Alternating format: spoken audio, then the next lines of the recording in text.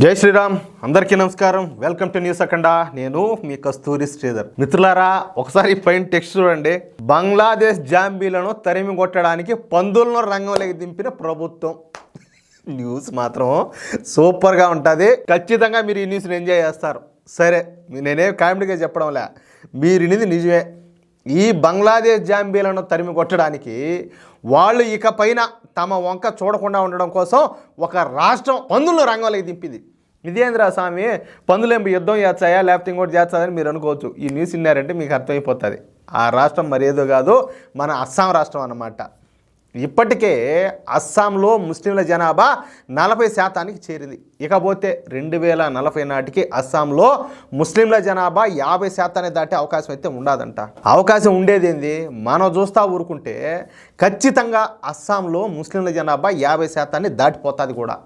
అప్పుడు అస్సాం రాష్ట్రం కూడా మరొక కాశ్మీర్ లాగా తయారైపోతుంది. దీంతో ముస్లింల జనాభా పెరగకుండా నిరోధించేందుకు అస్సాం భారతీయ జనతా పార్టీ ప్రభుత్వం అన్ని రకాల చర్యలను చేపడుతుంది. ముఖ్యంగా అస్సాంలో ముస్లింల జనాభా పెరగడానికి కొన్ని కారణాలు ఉన్నాయి. ఆ కారణాలు ఏంది అంటే, ఆడపిల్లలు చిన్న వయసులోనే వాళ్ళకి పెళ్లిళ్ళు చేయడం, బాల్య వివాహాలు అంటారు కదా, అలా చేసేయడము, ఒక్కొక్కరు ఎక్కువ పెళ్లిళ్ళు చేసుకోవడం, ఏది 4-5 పెళ్లిళ్ళు అట్లా చేసుకోవడము, అలాగే ఎక్కువ మంది పిల్లవాళ్ళకి అంటారు అంటే ఇప్పుడు ఎక్కువ పెళ్లిళ్ళు చేసుకున్నారంటే ఎక్కువ మంది పిల్లలు పుడతారు కదా, అట్లా. దాంతోపాటు వచ్చేసి అక్రమ చొరబాటుదారులైనటువంటి ఈ బంగ్లాదేశ్ మియా ముస్లింలు, అదేవిధంగా ఈ మయన్మార్ సంబంధించినటువంటి వాళ్ళు, ఈ రోహింగ్యా ముస్లింలు, వీళ్ళందరూ కూడా అనమాట.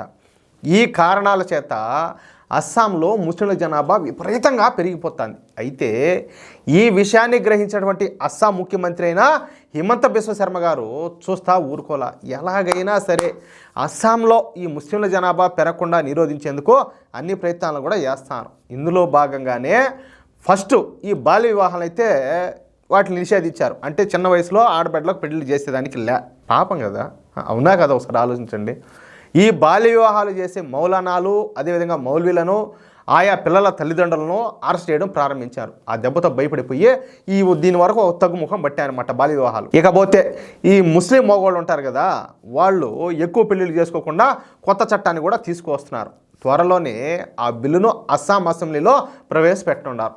ఇకపోతే అన్నింటికంటే కీలకమైంది, ఈ బంగ్లాదేశ్ నుంచి, మయన్మార్ నుంచి వీళ్ళు అక్రమ చొరబాటుదారులంతా వస్తారు కదా, వాళ్లకు అడ్డుకట్ట వేయడం అనమాట. ఇందుకోసం అస్సాం రాష్ట్రంలో పెద్ద ఎత్తున ఈ పందుల పెంపకాన్ని ప్రోత్సహించాలని చెప్పేసి అస్సాం ప్రభుత్వం నిర్ణయం తీసుకునిందియా. చూడండి, వినండి, ఇప్పుడు మ్యాటరు అది ఎలాగో చూద్దాం. అస్సాము బంగ్లాదేశ్ల మధ్య 263 కిలోమీటర్ల సరిహద్దు రేఖ ఉండాలి.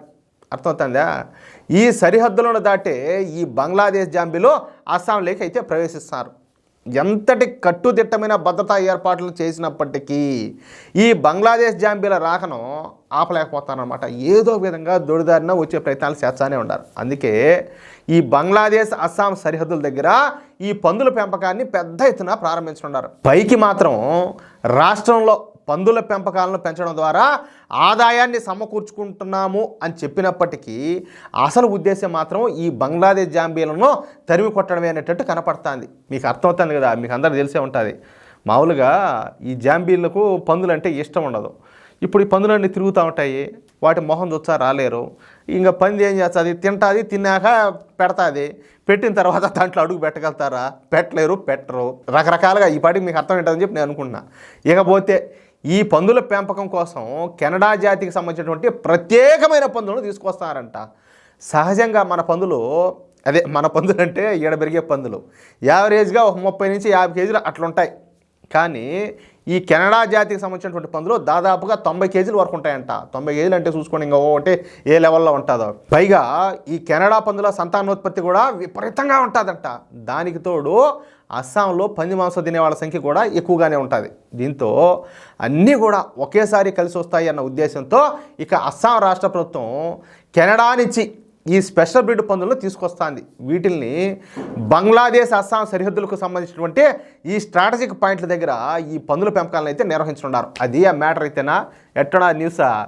బాబ్బా ఏమైనా కానీ హిమంత బిశ్వ శర్మ కథయ్యా ఏ విధంగా ఆలోచన చేశాడు చూడండి కదా. న్యూస్ మాత్రం సూపర్గా ఉండాలి. మిత్రులారా, ఈ న్యూస్ కనుక మీకు నచ్చినట్లయితే ఖచ్చితంగా మీకు నచ్చి ఉంటుందని నాకు తెలుసు. మీరు బాగా ఎంజాయ్ చేసి ఉంటారని నేను అనుకుంటున్నా. ఖచ్చితంగా ఈ సంతోషాన్ని నలుగురికి పంచడం కోసం ఈ న్యూస్ నలుగురికి షేర్ చేయండి, ఓకేనా? అలాగే ఈ వీడియోకి సంబంధించి మీ యొక్క అమూల్యమైన అభిప్రాయంలో ఖచ్చితంగా ప్రతి ఒక్కరు కూడా కామెంట్ చేయండి. ఇంతవరకు మీరు మన ఛానల్ సబ్స్క్రైబ్ చేసుకున్నట్టయితే ఇటువంటి మరెన్నో ఇంట్రెస్టింగ్ న్యూస్ను పొందడం కోసం తప్పనిసరిగా మన ఛానల్ సబ్స్క్రైబ్ చేసుకోండి. ప్లీజ్ సపోర్ట్ చేయండి. జై శ్రీరామ్.